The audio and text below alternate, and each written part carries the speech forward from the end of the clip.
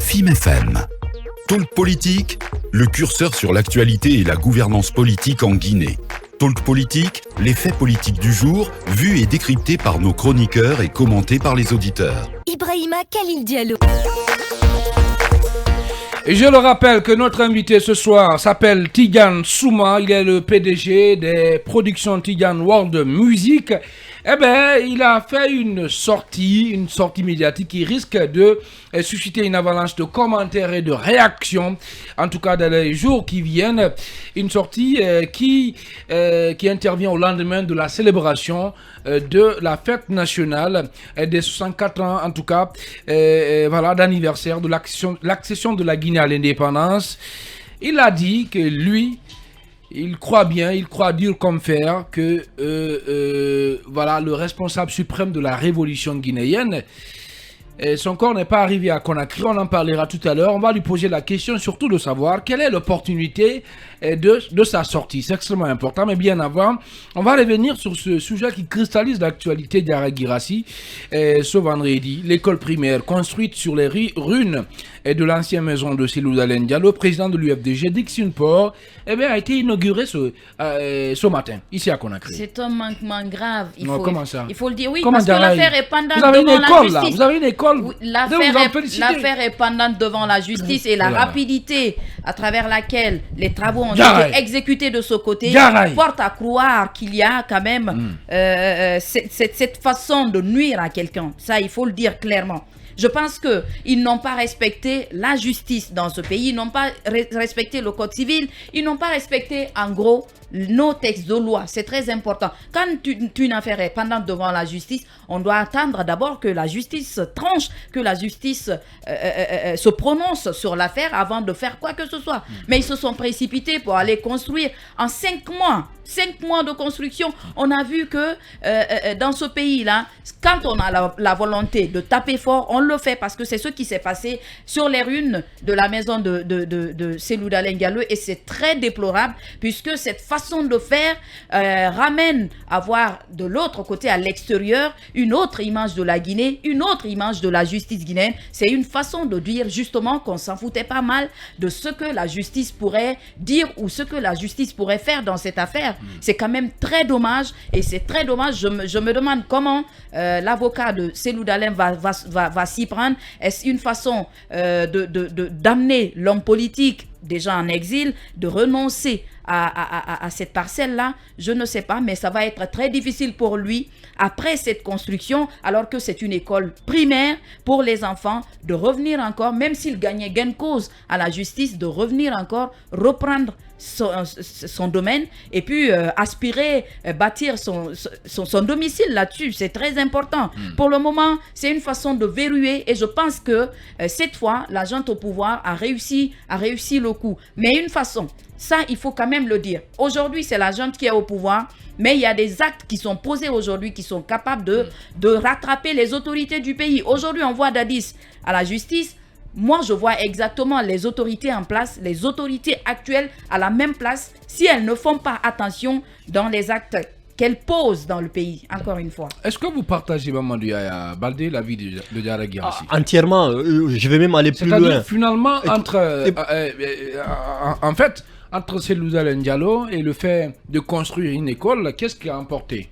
Alors, Diarra a commencé en disant que c'est un manquement. Moi, je dirais que c'est une faute politique. Alors, c'est une faute politique parce que je ne peux pas comprendre qu'une affaire, comme elle a dit, pendante devant la justice, qu'on associe la mémoire d'une personne aussi importante comme Diawadou Bari. Je ne pense pas que de sa tombe où il se trouve en ce moment, lui-même, il doit être fier. Donc, il faut qu'on respecte la mémoire des gens dans ce pays-là. Donc, il faut qu'on respecte également la justice.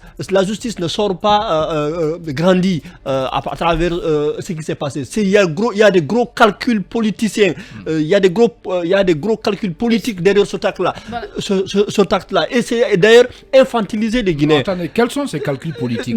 D'abord, ça consiste à dire que oui, comme on a récupéré le domaine des leaders politiques Peul, donc si on rebâtit au nom de notre candidat, de notre leader Peul, donc ça va apaiser. Non, c'est ça les calculs politiques.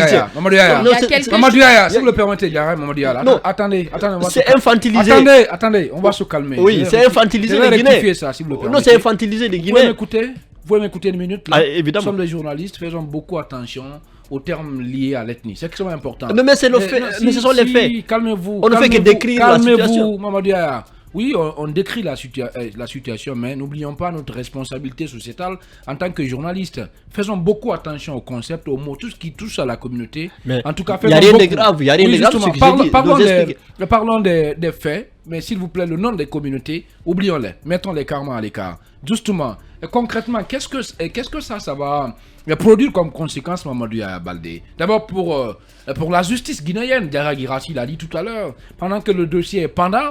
Voilà, et puis on vient, on détruit la maison, et puis on construit une école sur le terrain, sur les ruines de la maison là. Quel message d'abord ça renvoie selon vous? Je l'ai dit et je vais le répéter, c'est infantiliser les Guinéens, c'est envoyer un gros coup à la justice guinéenne, mais aussi c'est créer un précédent dangereux parce qu'aujourd'hui c'est Lou qui est concerné, mais demain on ne sait pas c'est qui. Donc ça veut dire que oui, on peut en tout cas extorquer un territoire, une parcelle à un Guinéen et puis voilà, c'est la force qui va s'exprimer et les citoyens seront brimés dans leurs droits, ils ne pourront pas s'exprimer, ils ne pourront pas se rendre justice. Donc c'est extrêmement grave, c'est un message assez dangereux pour notre pays et je pense que c'est un mauvais précédent qui est en train d'être créé là. Donc Diarra, si on comprend bien, c'est qu'on ne doit pas se féliciter de la construction de l'école. Si, on doit se féliciter parce que la zone dans laquelle l'école est construite, c'est une zone à peu près qui n'avait pas d'école de ce genre. C'est très important parce que ça va permettre aussi à la population environnante d'accéder à une école pour les enfants justement et ne pas parcourir beaucoup de distance pour arriver à l'école. Ça, c'est quand même un acquis.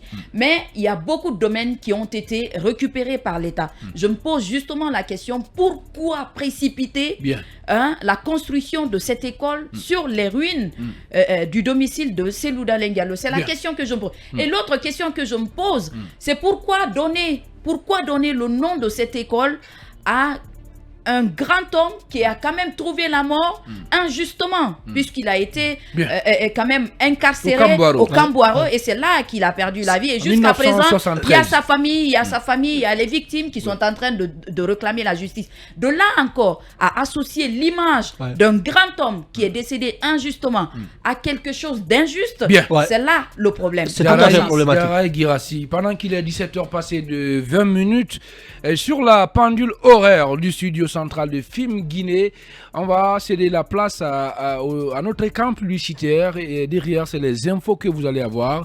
On revient juste après pour poursuivre cette émission avec cette fois-ci notre invité.